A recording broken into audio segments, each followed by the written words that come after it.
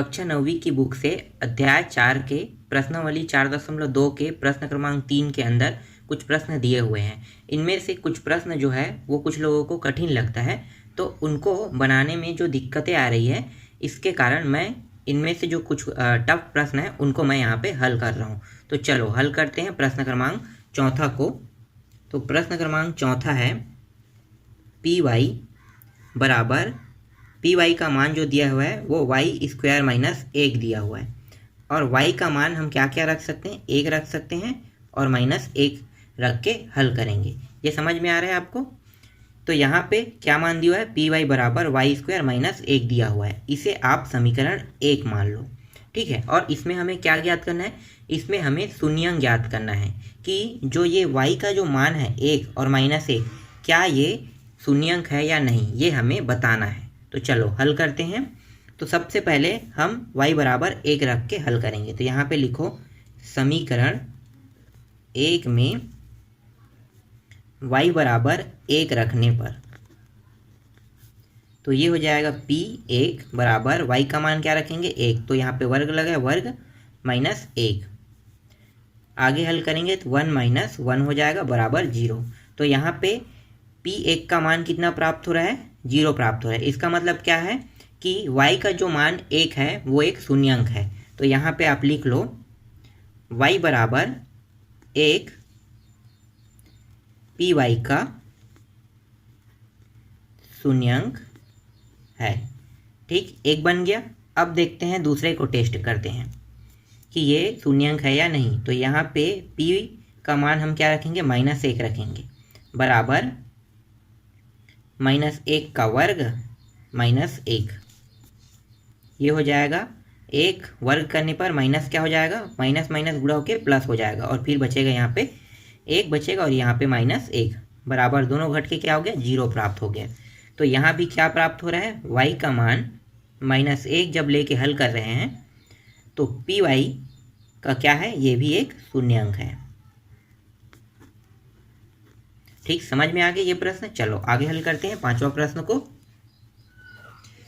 पांचवा प्रश्न क्या है, पी टी दिया हुआ है और पी टी का मान कितना है, t+1, और दिया हुआ है t-2 दिया हुआ है। और हम t के मान क्या क्या रख सकते हैं, इसे हम समीकरण 1 मान लेते हैं, और t का मान जो है वो हम रखेंगे +1 और रखेंगे -2। तो सबसे पहले समीकरण 1 में t बराबर 1 रखने पर, तो ये हो जाएगा p1 बराबर, यहाँ भी जहाँ जहाँ t है वहाँ पे क्या रखेंगे, 1 रखेंगे। तो ये हो गया 1 + 1, और t का मान यहाँ भी होगा तो 1 - 2। तो ये हो गया 1 1 कितना हो जाएगा, 2 हो जाएगा, और यहाँ पे घटाएंगे तो ये -1 हो जाएगा। दोनों हल होके -2 प्राप्त हो गया। तो यहाँ पे देखो क्या मान 0 प्राप्त हुआ, नहीं प्राप्त हुआ। तो जो t का मान जो 1 है, क्या ये शून्यंक है, नहीं है। तो यहाँ पे लिखो t बराबर 1 पी टी का शून्यंक नहीं है, नहीं है। चलो अब दूसरे को टेस्ट करते हैं। तो इस बार हम क्या रखेंगे, t बराबर -2 रखेंगे। तो यहाँ पे लिखो पुनः t बराबर -2 रखने पर, तो यहाँ पे p -2 बराबर t का मान कितना रखेंगे, -2 + 1 यहाँ पे है, फिर जहाँ पे t है वहाँ पे -2, और पहले से यहाँ पे -2 दिया हुआ है। अब बस हल बस करना है। तो ये हो जाएगा घट के कितना प्राप्त हुआ, -1 गुणा माइनस माइनस कितना क्या हो जाएगा, जुड़ के -4 हो जाएगा। गुणा कर दो तो ये हो जाएगा माइनस और माइनस दोनों गुणा होके +4 प्राप्त हो जाएगा। तो यहाँ भी क्या प्राप्त हो रहा है, +4 प्राप्त हो रहा है। तो +4 प्राप्त हो रहा है, इसका मतलब ये है कि t बराबर -2 पी टी का शून्यंक नहीं है, शून्यंक नहीं है। ठीक, समझ में आया ये प्रश्न। चलो आगे और प्रश्न दिए हैं उनको भी हल कर लेते हैं। छठवां प्रश्न अब हल कर लेते हैं। तो छठवां प्रश्न क्या है? छठवां प्रश्न में दिया हुआ है पी एक्स दिया हुआ है और पी एक्स बराबर दिया हुआ है एल एक्स प्लस एम दिया हुआ है। और हम x के मान क्या क्या रख सकते हैं? तो हम यहाँ पे x का मान रख सकते हैं माइनस एम अपान एल हम रख सकते हैं। तो हम x के स्थान पे माइनस एम अपान एल लेकर हल करेंगे। तो ये हो गया, ये समीकरण 1 हो गया। यहाँ पे लिखो समीकरण 1 में x बराबर माइनस एम अपान एल रखने पर तो ये हो जाएगा p और x के स्थान पे आ जाएगा माइनस एम अपान एल आ जाएगा और यहाँ पे l और x के स्थान पे क्या आ जाएगा? माइनस एम अपान एल आ गया प्लस यहाँ पे दिया हुआ है m। बस अब क्या करेंगे? आगे हल करते जाएंगे। तो यहाँ पे देखो ये दोनों क्या है? गुणा के रूप में, कुछ नहीं मतलब क्या है, यहाँ पे इंटू है मतलब गुणा के रूप में। तो ये l और ये l कट गया। यहाँ पे बचा क्या? यहाँ पे बचा सिर्फ माइनस एम प्लस एम। देखो माइनस और प्लस के कारण ये भी कट गया। तो जो x का मान हमने माइनस एम अपान एल माना है, ये क्या शून्यांक है या नहीं? तो शून्यांक है। तो यहाँ पे लिखो अतः x बराबर माइनस एम अपान एल पी एक्स का एक शून्यांक है। ठीक, ये भी समझ में आया। चलो आगे हल करते हैं सातवां प्रश्न को। सातवां प्रश्न क्या दिया हुआ है? पी आर दिया हुआ है। पी आर बराबर 3 आर स्क्वायर माइनस 1 और आर का मान हम क्या क्या रख सकते हैं? माइनस 1 अपान करनी 3 रख सकते हैं। और दूसरा जो मान है वो है 1 अपान करनी 3 दिया हुआ है। और ये क्या है? ये एक पहला समीकरण इसका नाम देते हैं। तो यहाँ पे लिखो समीकरण 1 में आर बराबर माइनस 1 करनी 3 रखने पर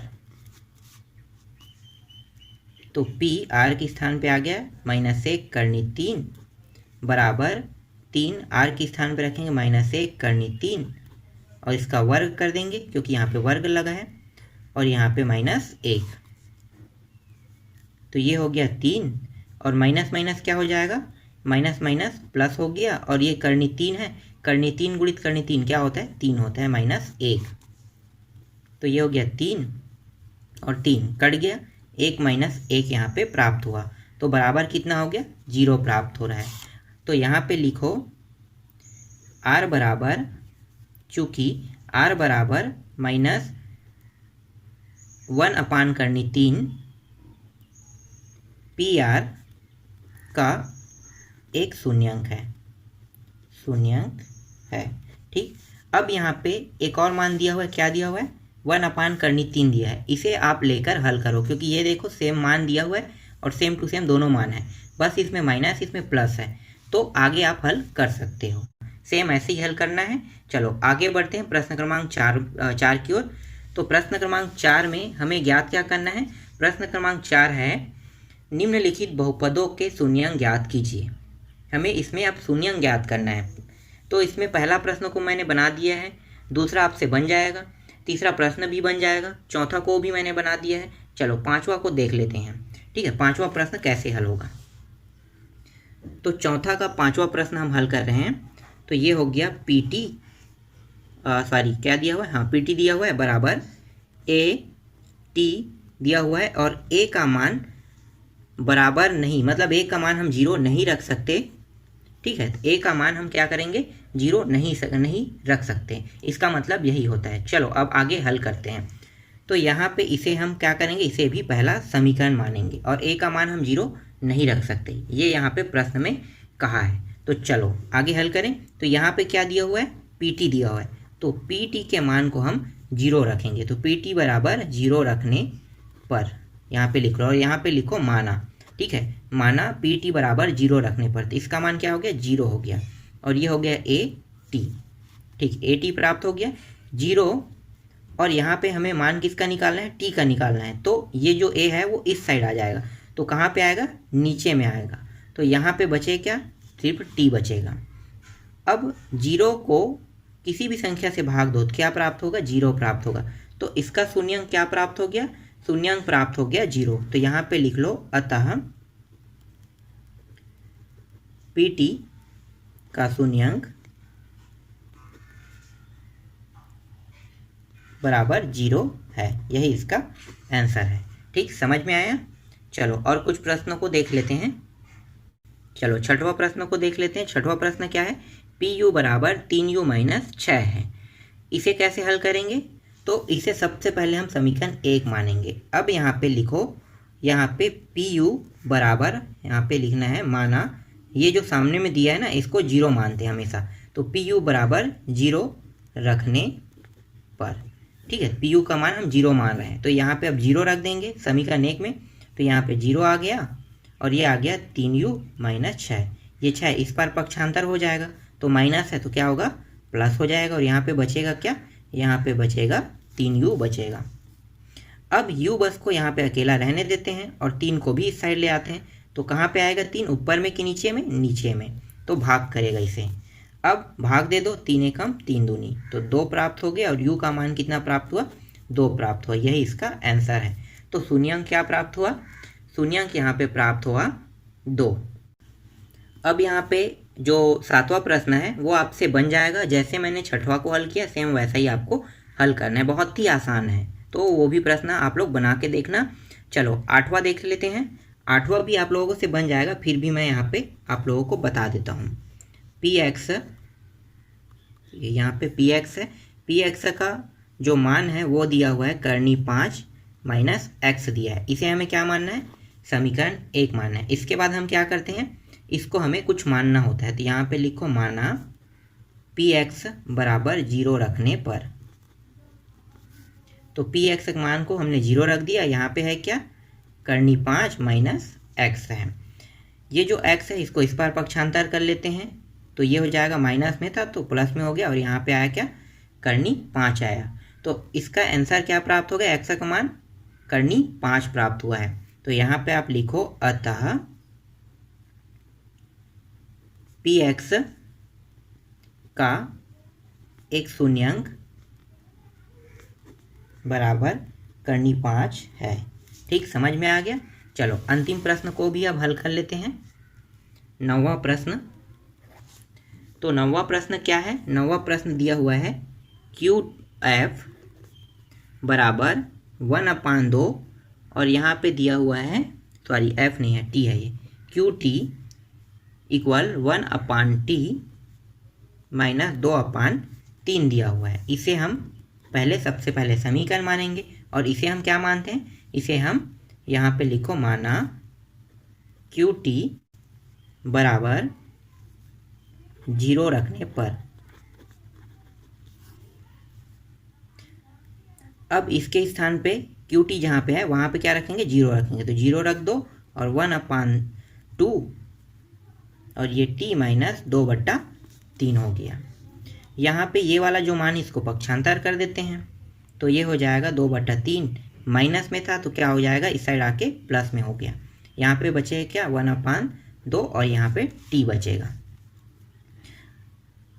अब यहाँ पे देखो ये जो मान है ना, इसको भी हम इस साइड ले आएंगे, क्योंकि हमें सिर्फ T अकेला चाहिए। तो कैसे होगा, तो जो ऊपर का मान है वो नीचे आ जाएगा, और नीचे का मान इस साइड आके ऊपर में चला जाएगा। इसे हम कहते हैं तिर्या गुणा। ठीक है, तो तिर्या गुणा नियम यहाँ पे लग रहा है। तो यहाँ पे क्या है, 2 है और 3 है, गुणा हो जाएगा क्या, ऊपर जाके 2 के साथ गुणा करेगा, और ये नीचे आके 3 को गुणा करेगा। तो ये कितना हो गया, 2 दूनी 4 हो गया, और ये हो गया 3, और ये प्राप्त हो गया T। तो T का मान कितना प्राप्त हुआ, 4/3 प्राप्त हो गया। तो यहाँ पे लिखो अतः